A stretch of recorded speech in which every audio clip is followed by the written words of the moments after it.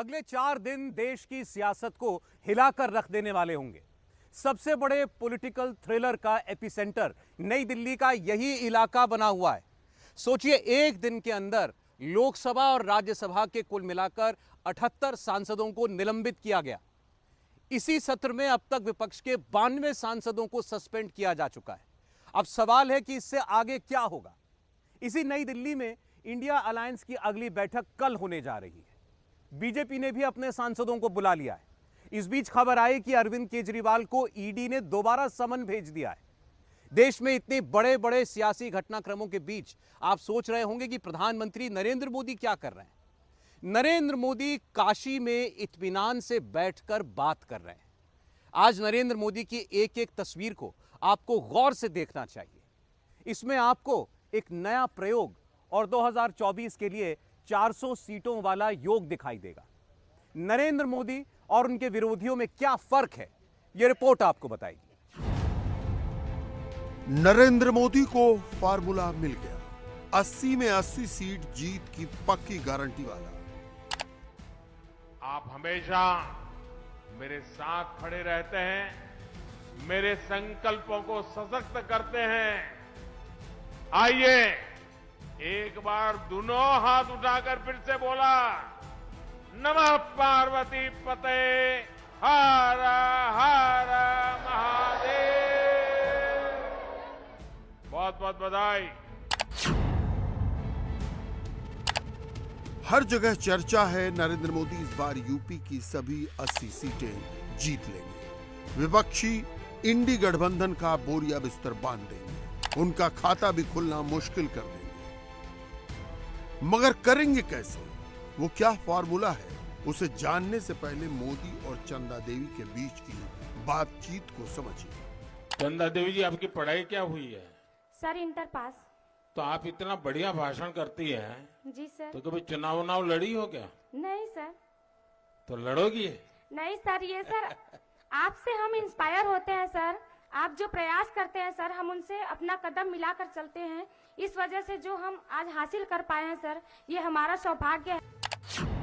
नरेंद्र मोदी का नया फॉर्मूला 100% जीत की गारंटी देता है। इस फॉर्मूले का नाम है MY। अब विरोधी कहेंगे इसमें नया क्या है। यूपी में यह फॉर्मूला तो पहले से समाजवादी पार्टी के पास है। बस यही तो चक्कर है जिसकी वजह से विपक्षी मोदी के प्लान को समझ नहीं पाते, और जब तक समझते हैं मोदी चुनाव जीत जाते हैं। 2024 में भी यही होने वाला है। अब से कुछ महीने बाद ही देश भर में चुनाव है, और मोदी ने देश को गारंटी दी है कि वो अपनी तीसरी पारी में भारत को दुनिया की तीसरी बड़ी आर्थिक ताकत बनाएंगे। ये गारंटी अगर आज देश को दे रहा हूं, तो इसका कारण आप सभी हैं, काशी के मेरे स्वजन हैं। आप हमेशा मेरे साथ खड़े रहते हैं, मेरे संकल्पों को सशक्त करते हैं। आइए एक बार दोनों हाथ उठाकर फिर से बोला, नमः पार्वती पते हर हर महादेव। मोदी के MY और अखिलेश के MY का फर्क समझ लेते हैं। मोदी का MY फार्मूला महिला प्लस योजना है। अखिलेश का MY मुसलमान प्लस यादव है। मोदी के फार्मूले में हर महिला वोटर शामिल है। मोदी के फार्मूले में उनकी योजनाओं का फायदा उठाने वाला हर मतदाता शामिल है। मोदी अपने MY को जोड़ने के लिए वोटर के बीच पहुंच रहे हैं। महिलाओं को लखपति दीदी बनाकर अपने साथ जोड़ रहे हैं। मोदी देश की 2 करोड़ महिलाओं को लखपति दीदी बनाने का मिशन शुरू कर चुके हैं। यहाँ जो बहनें बैठी हैं उनको भी बताना चाहता हूँ। जी सर। मेरा संकल्प है कि मैं देश में, गांवों में, जी सर, आप जैसे परिवार की जो माताएं बहनें हैं, इस देश में 2 करोड़, जी सर, 2 करोड़ माताओं बहनों को मुझे लखपति बनाना है। तो आपकी बात जब सुनेंगे ना, तो लोगों को विश्वास हो जाएगा कि हाँ, लखपति दीदी बन सकते हैं। सर ये कहने की बात नहीं है, हम लोग बोल नहीं पाते हैं। हमारी तरह बहुत सारी दीदियां हैं सर जो समूह के माध्यम से जुड़कर आत्मनिर्भर बनी है और लखपति दीदी बनी है सर। चंदा देवी इस बात का सबूत है कि मोदी का MY फार्मूला 24 में सुपरहिट होने वाला है। मोदी को 80 में 80 सीट की गारंटी देने वाला है।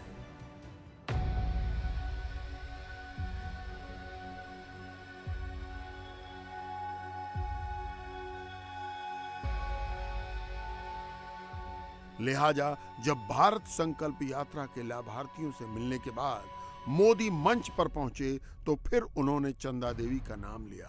चंदा देवी जैसी महिलाएं मोदी के 2047 में विकसित भारत बनाने के संकल्प की मजबूत नींव हैं। और आज अभी यही एक बहन हमारी चंदा देवी का मैंने भाषण सुना, इतना बढ़िया भाषण था। यानी मैं कहता हूं बड़े बड़े लोग भी ऐसा भाषण नहीं कर सकते। सारी चीजें इतनी बारीक से वो बता रही थी और मैंने कुछ सवाल पूछे, उन सवालों का जवाब भी। और वो हमारी लखपति दीदी है। और जब मैंने उनको कहा कि आप लखपति दीदी बन गई तो उसने कहा कि साहब ये तो मुझे बोलने का मौका मिला है, लेकिन हमारे समूह में तो और भी 3-4 बहनें लखपति हो चुकी हैं और सबको लखपति बनाने का संकल्प किया है।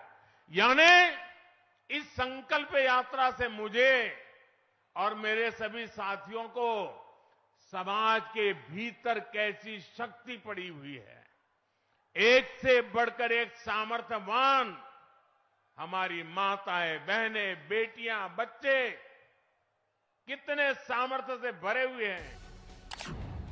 महिलाओं को सशक्त बनाने के लिए मोदी लखपति दीदी के साथ साथ ड्रोन दीदी योजना भी चला रहे हैं। लखपति दीदी और ड्रोन दीदी दोनों का सीधा कनेक्शन गांव और किसानों से है।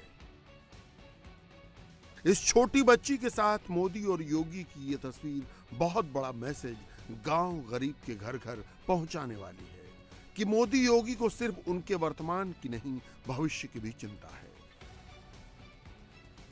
पहले की सरकारों में योजनाएं फाइलों में दबी रह जाती थी, लेकिन अब फर्क यह है कि मोदी खुद लोगों से सीधे जुड़कर फीडबैक ले रहे हैं। आप ये काम जरूर कीजिए, जितनों को भी जानते हैं उनको बताइए कि मोदी की गारंटी वाली गाड़ी आई है ना, हाँ तो आयुष्मान कार्ड बनवा दीजिए। जी सर। और कभी भी परिवार में किसी को भी मुसीबत आ जाए, हाँ हम तो कहेंगे कि भाई ना आए, लेकिन कभी आ जाए हाँ तो 5 लाख रुपए तक खर्चा जो है हाँ मोदी कर देगा। चलिए ठीक है सर। तो बताओगे सबको, हाँ सर, कार्ड बनवा दोगे? मदद भी कर देंगे। बहुत बढ़िया। अब मोदी के 24 में जीत की गारंटी वाले MY फार्मूले का Y भी समझ लेते हैं। Y मतलब योजना जो गरीबों का जीवन संवारे।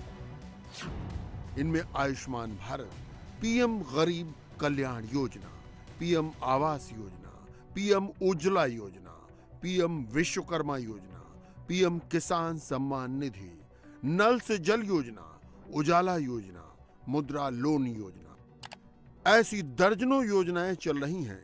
इन योजनाओं का लाभ हिंदू मुसलमान सबको मिले, इसके लिए सरकार खुद विकसित भारत संकल्प यात्रा के जरिए लोगों के पास पहुंच रही है। पहले गरीब सरकार के पास सुविधाओं के लिए चक्कर लगाता था। अब मोदी ने कह दिया है कि सरकार खुद चलकर गरीबों के पास जाएगी।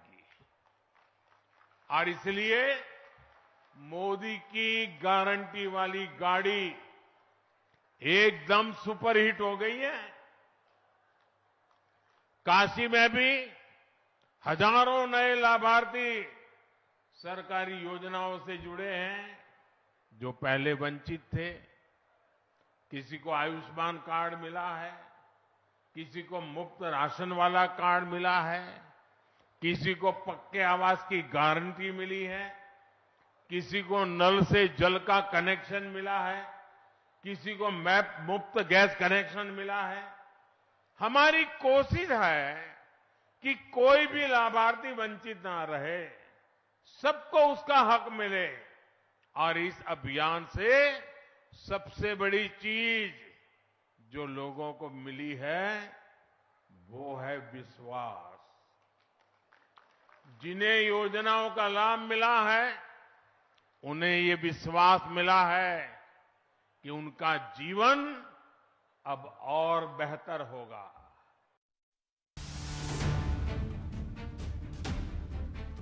मोदी और विरोधियों में यही फर्क है। अखिलेश और राहुल गांधी इस तरह का नेचुरल कनेक्ट गांव घर के गरीबों से नहीं साध पाते। मोदी ने मिशन 2024 को सुपर स्पीड से दूर दराज के गांवों में भी पहुंचा दिया है,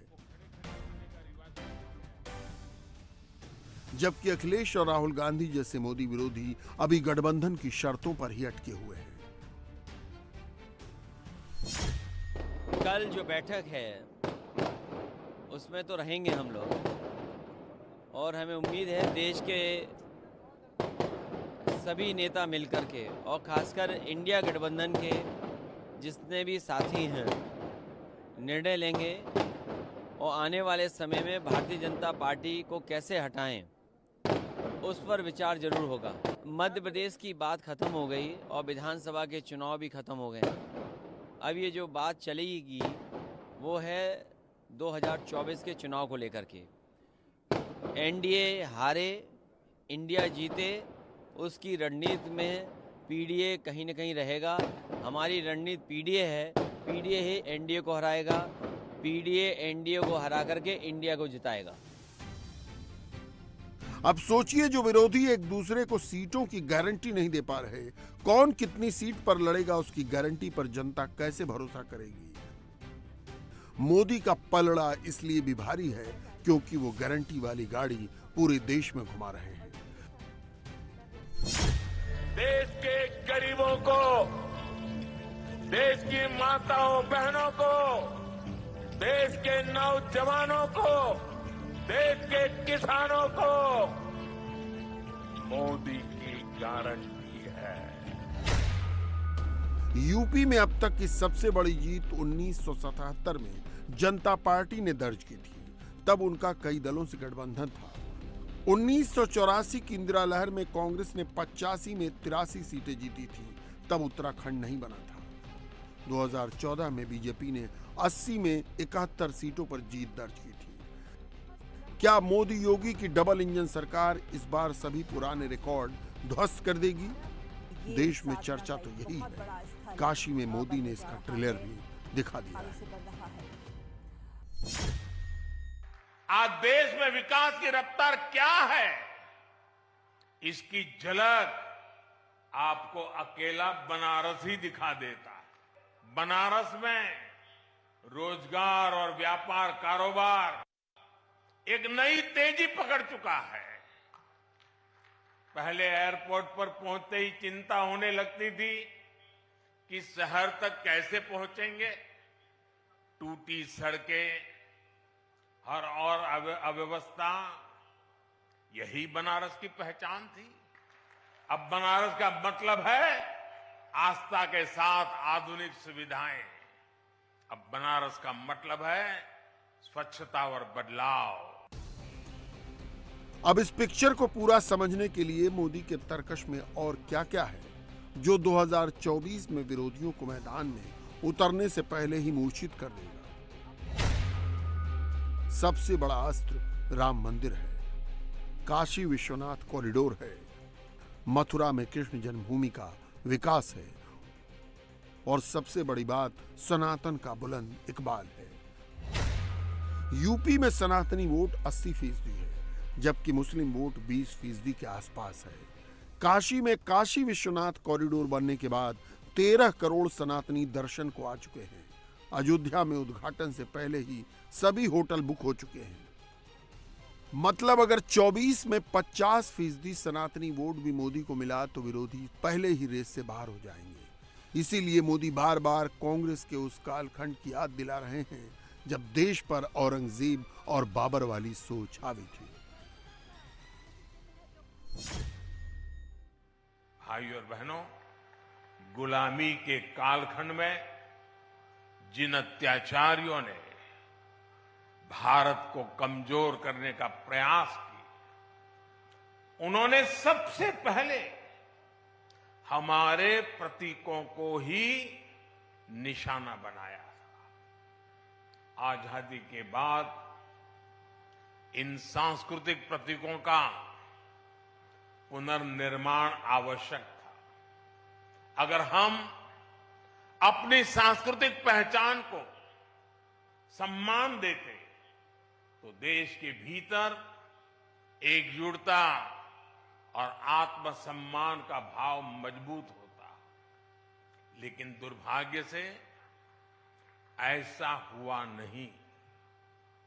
आजादी के बाद सोमनाथ मंदिर के पुनर्निर्माण तक का विरोध किया गया था और ये सोच दशकों तक देश पर हावी रही। इसका नतीजा ये हुआ कि देश हीन भावना के गर्त में चला गया, अपनी विरासत पर गर्व करना भूल गया। 2014 के बाद उस सोच पर न सिर्फ प्रहार हुआ बल्कि उसके प्रतीकों को भी ढा दिया गया। अब 500 साल बाद राम मंदिर का उद्घाटन 22 को मोदी खुद करने जा रहे हैं। उसके बाद मथुरा में औरंगजेब के निशान मिटाकर नंदलाल को भी मुक्ति दिलाने का प्रण सनातनी कर चुके हैं। काशी का कायाकल्प हो चुका है। बुद्ध सर्किट और राम सर्किट का काम जोरों पर है। धर्म और कर्म का यही संगम 24 में 80 में 80 की गारंटी बनने वाला है।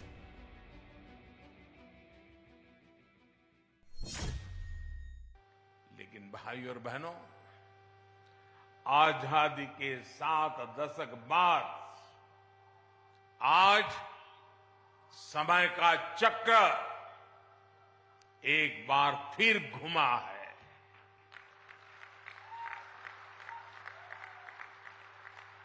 देश अब लाल किले से गुलामी की मानसिकता से मुक्ति और अपनी विरासत पर गर्व की घोषणा कर रहा है।